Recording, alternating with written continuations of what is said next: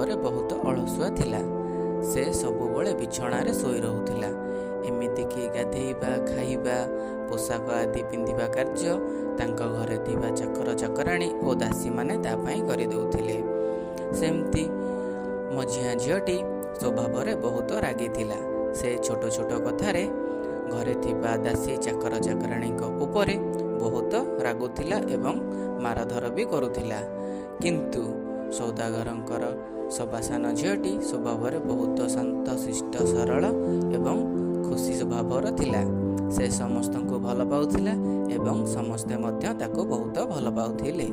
ଦିନେ ସୌଦାଗର ଦୂର ଦେଶକୁ ବାଣିଜ୍ୟ ବ୍ୟବସାୟ କରିବା ପାଇଁ ବାହାରିଲେ। ସେ ବଡ଼ ଝିଅ ପାଖକୁ ଯାଇ ପଚାରିଲେ, ତୋ ପାଇଁ କ'ଣ ଆଣିଦେବି କହ। ବଡ଼ ଝିଅଟି କହିଲା, ସୁନା, ରୂପା, ହୀରା, ମୋତି ମାଣିକ ଖଞ୍ଜା ହେଇଥିବା ଏକ ଶାଢ଼ୀ ଆଣିଦେବା ପାଇଁ। ସେମିତି ମଝିଆ ଝିଅ କହିଲା, ମୋ ପାଇଁ ଗୋଟେ ସୁନା, ରୂପା, ମୋତି ମାଣିକ ଖଞ୍ଜା ହୋଇଥିବା ଗୋଟେ ଦର୍ପଣ ଆଣିଦେବା ପାଇଁ। ଶେଷରେ ସୌଦାଗର ଯେତେବେଳେ ଯାଇ ସାନ ଝିଅକୁ ପଚାରିଲେ କ'ଣ ଆଣିବା ପାଇଁ, ସେ କହିଲା, ମୋର କିଛି ଦରକାର ନାହିଁ, ତମେ ଭଲରେ ଭଲରେ ଯାଇ ଭଲରେ ଭଲରେ ଫେରିଆସ। ସୌଦାଗର ସାନ ଝିଅର ଏହିପରି କଥା ଶୁଣି ବହୁତ ଖୁସି ହେଲେ ଏବଂ ତାକୁ ବାଧ୍ୟ କଲେ କି କ'ଣ ଆଣିବା ପାଇଁ କହିବାକୁ। ବାପା ଏତେ ବାଧ୍ୟ କରିବାରୁ ସାନ ଝିଅଟି କହିଲା, ଠିକ୍ ଅଛି, ତେବେ ମୋ ପାଇଁ 100 ପାଖୁଡ଼ା ବିଶିଷ୍ଟ ଗୋଲାପ ଫୁଲ ଆଣିଦେବ।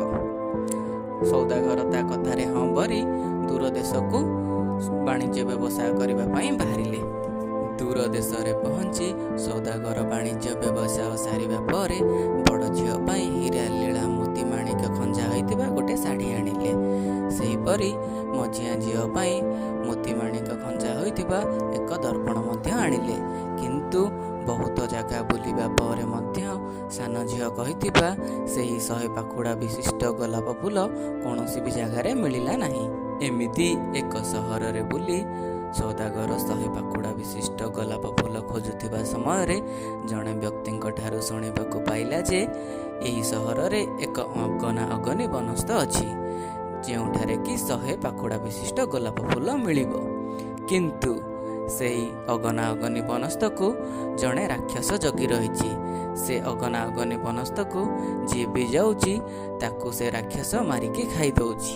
କିନ୍ତୁ ସୌଦାଗର ତା ସାନ ଝିଅକୁ ବହୁତ ଭଲ ପାଉଥିବାରୁ ସେ ସବୁ କଥାକୁ କୌଣସି ଖାତିର ନ କରି ଅଗନା ଅଗନି ବନସ୍ତ ଆଡ଼କୁ ଯିବା ପାଇଁ ବାହାରିଲା। ଶେଷରେ ଅଗନା ଅଗନି ବନସ୍ତରେ ପହଞ୍ଚି ସେଠାରେ 100 ପାଖୁଡ଼ା ବିଶିଷ୍ଟ ଗୋଲାପ ଫୁଲ ପାଇ ଫେରିବାକୁ ଲାଗୁଥିଲା।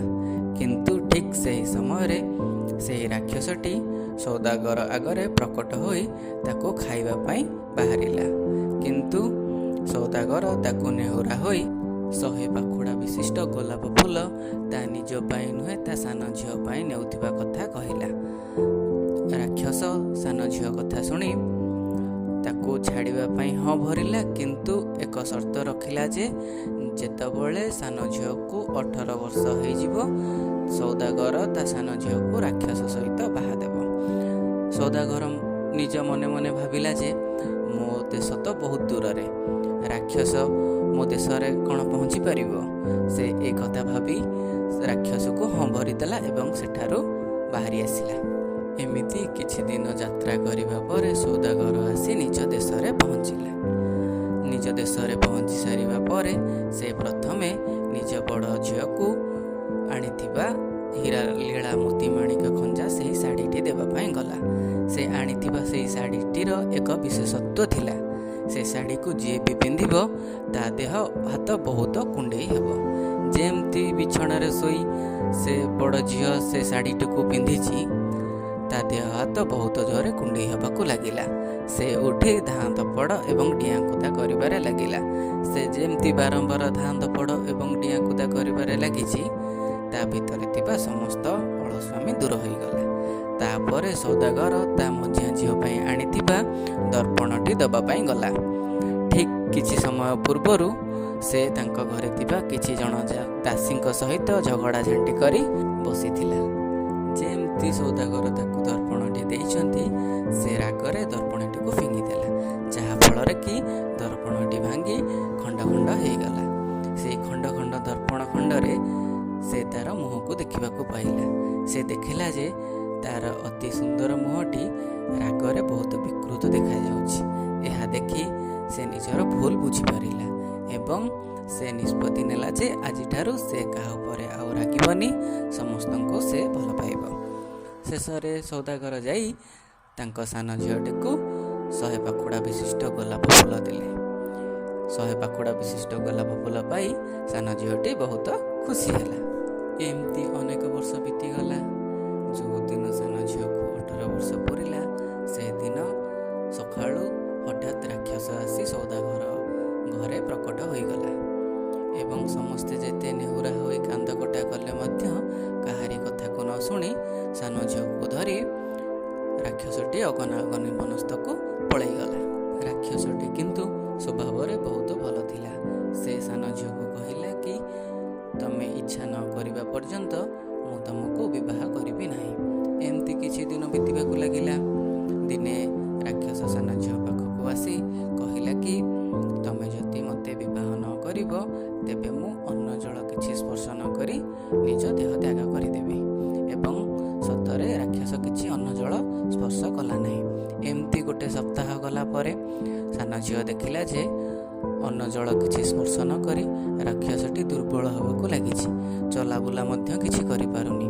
ସେ ମନେ ମନେ ଭାବିବାକୁ ଲାଗିଲା ଯେ ମୋ ବାପା ତ ରାକ୍ଷସ ଆଗରେ ସତ୍ୟ କରିଛନ୍ତି, ପୁଣି ମୋ ପାଇଁ କ'ଣ ପାଇଁ ଏତେ ବଡ଼ ଜୀବଟି ଅନ୍ନ ଜଳ ସ୍ପର୍ଶ ନ କରି ନିଜ ଶରୀରର ତ୍ୟାଗ କରିବ।